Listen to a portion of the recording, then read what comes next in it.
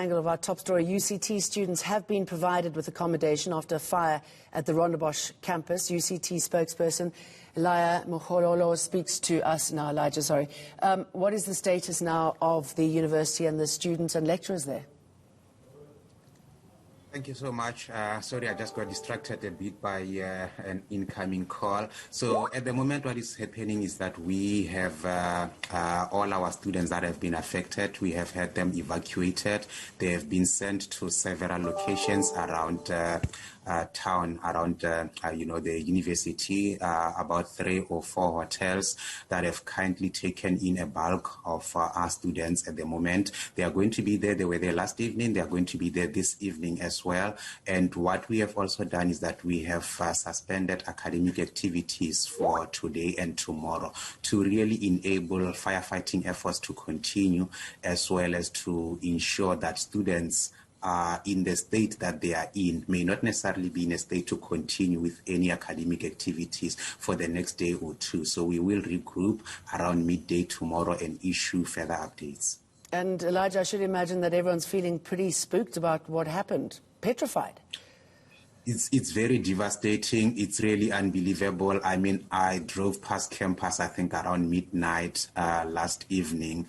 Looking at it, it felt like it's not happening. It's just so surreal. It's almost like you could wake up and find that actually it was a dream. It's just terrible. And I mean, the timing could not have been worse as well, while we are obviously in an ongoing pandemic, which also had its own financial impact on the university. We have this fire that we're also going to further impact the university financially, but we're doing the best we can under the circumstances, hoping that at some stage we will find a way out of it. Yeah, I mean, it's relentless, isn't it?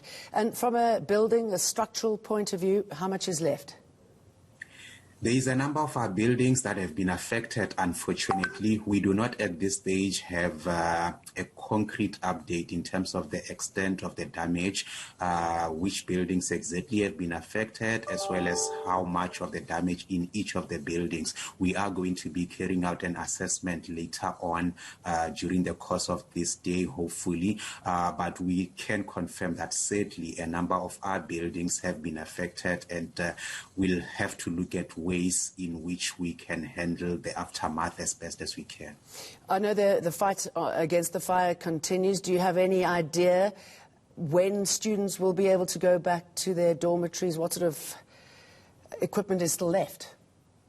Yeah, it's very hard to tell at this stage, unfortunately, but we have noted, of course, that there has been a bit of progress. The efforts themselves continue both on campus, dealing with the fire that is on campus and dealing with the fire that is obviously in the nearby mountain. Those efforts are continuing, and it's very hard to determine at this stage, but we are hoping that with these 2 days that we took to suspend academic activities, we are hoping that this would give us a bit of time to work out what the next step becomes, and hopefully by the time we communicate again around midday tomorrow with regards to the plans going forward for the rest of the week, hopefully by then the fire would have been brought under control and we'll be able to communicate clearly what happens next. Okay, let's speak to you again at midday tomorrow. I mean, in the meantime, and I know it's still early days, many of the students have been playing catch-up. What sort of impact do you think this will have on the academic year? Terrible impact, to be quite honest. I mean, we already started the academic year about 3-4 weeks late. We were just 2 weeks away from our first term recess, which was supposed to be next week, Friday. So it really feels like a bit like deja vu. I mean, this time last year, we were sitting a week away from our recess, and obviously we had the pandemic. This year, we're sitting 2 weeks away from recess, and we have this fire. So it will definitely have an impact depending on how long it takes. It will certainly mean that we have to relook, I mean, there are tests, assessments that were scheduled for today that have had to be cancelled, and all that. When you reschedule them, you have to also take into consideration the mental health of students themselves, such that they are not overwhelmed or overburdened unnecessarily, particularly coming out of such an unforeseen development such as this. Elijah, good to talk to you. Our thoughts with everybody there. Thank you.